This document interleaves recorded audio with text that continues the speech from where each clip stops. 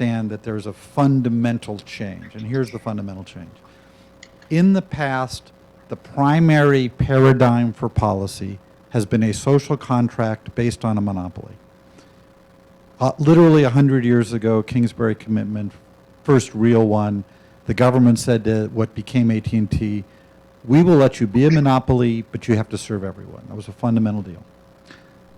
In the 60s and 70s and into the 80s, the fundamental deal between local governments and the cable industry was, we'll let you be a monopoly in multi-channel video, but you got to serve everyone. Those were actually, I would argue they were fairly good deals, but you know, historians can argue about that. But that was what the deal was.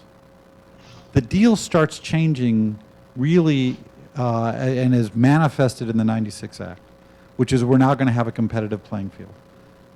But it's complicated, right? And markets shift and things that we don't anticipate occur. And so what we need is a new paradigm. I think the deal between Google and Kansas City, which we have in Gig.U stolen, thank God they didn't try to get any intellectual property on it. But there's a version of that in Seattle, there's a version of that in Chicago, there's a version of it in North Carolina. And I think it is a new model. I'm not saying it's perfect. I'm saying it's a new model that helps drive an upgrade that I think benefits the local community tremendously. But we're going to be in a period of testing these things out.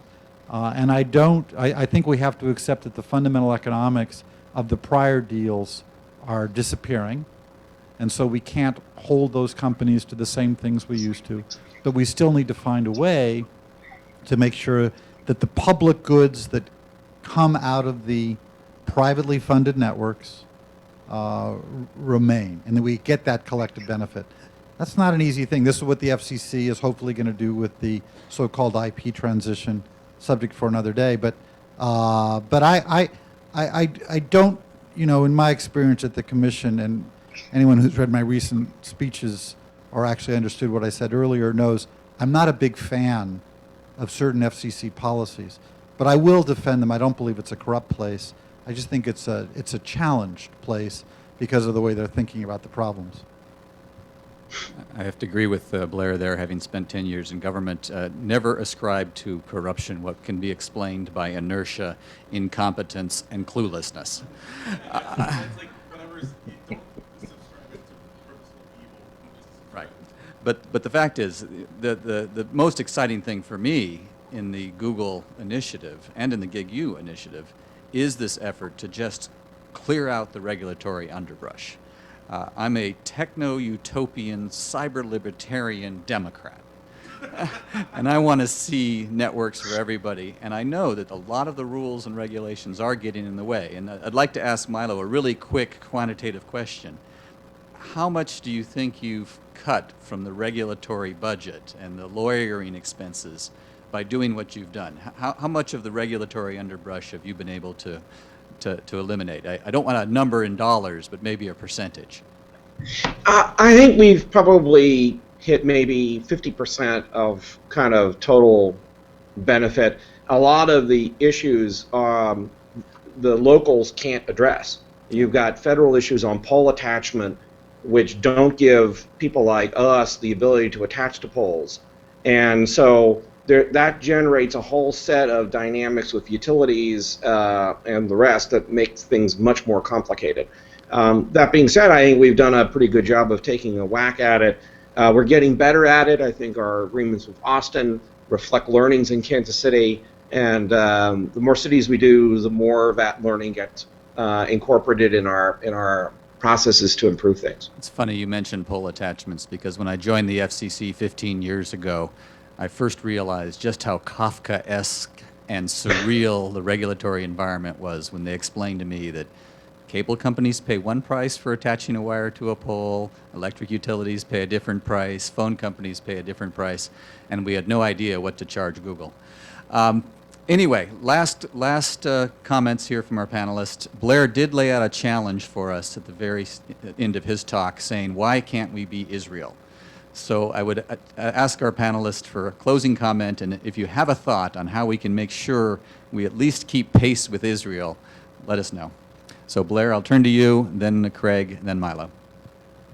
Well, I'm actually interested in how other people answer the question. I will simply note that, Israel has certain kind of density advantages and geographic advantages, and but when Chambers made that comment, he said something else that I think is really significant, which is the leadership of Israel is looking toward the future. And the problem that we have, and I can't emphasize this enough, is that in terms of broadband policy, we have actually not, if you're looking at the present, what you're actually looking at is the past. And what we Exactly right. need is for leadership that's looking toward the future. So Craig? I'm a big proponent of learning lessons, as many lessons as we can from other countries, and adapting whichever lessons that make sense for us here in the U.S.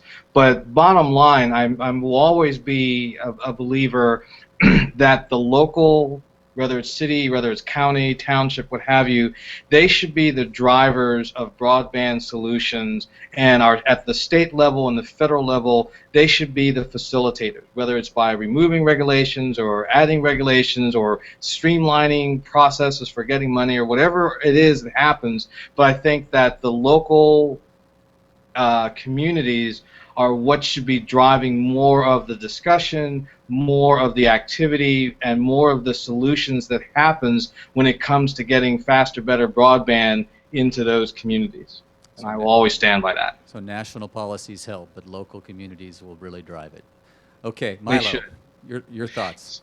So I would say one of the advantages some countries have is they have a clear monopoly or a clear dominant national provider. And the governments know how to deal with those. You regulate them. And so you can say, well, you've got one incumbent, you are going to do a gigabit upgrade. That's the way it is. We don't have that. We don't really have competition, but we don't have a pure monopoly either. So in some ways, the U.S. gets the worst of both worlds because you have two large industries who have a lot of revenue coming out of the existing networks, and a gigabit upgrade along the lines of what Israel is doing would basically cause a lot of economic disruption in those incumbent companies, and nobody really wants to do that. It boils down fundamentally, however, regardless of how you get there, it goes back to what Blair said, it's an issue of leadership. If the country really cared about this, there are a bunch of things they could do to make things a whole lot better. But realistically, I think it's fair to say certainly the leadership in Washington doesn't care about it. If they did, they would be talking as much about it as how much auction proceeds they're going to get by UHF spectrum to go pay for FirstNet, et cetera. If you look at the FCC testimony by Wheeler and what the senators were asking about, gigabit was not the dominant conversation.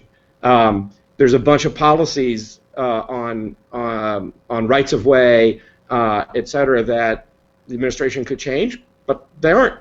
And so we just have to deal with the fact that this is not an important topic with regards to the nation's leadership. That may change over time, but that's the way it is right now. Well, that's a perfect segue into my final comment, which is that we are trying to change the debate. We have about 40 people here in the room and a lot more people watching. We all care about gigabits, and I think if we can have the conversation, push the process, we can make a difference. I'm very glad that Google was willing to host this discussion, that the Internet Society pulled this together. I particularly want to thank Judith Hellerstein, who proposed this idea, Paul Brigner, who made it possible for everyone to participate remotely, and I also want to thank our panelists, our two people on the West Coast who got up before dawn, Craig Settles and Milo Medine, and Blair Levin, who's here in person. I don't know if our remote participants will be able to stay on the line, but there were a few more questions in the audience. People might want to actually have a conversation with you if you can stay for another 5 or 10 minutes. Is that possible, Milo and Craig? Sure, people don't show up here at Google for another 4 hours. Anyway, And I'm only going back to sleep after this is over, so. Okay. And we also will try to answer any questions that people had on Twitter, via Twitter. So thank you very much for a great program, great questions, great panelists.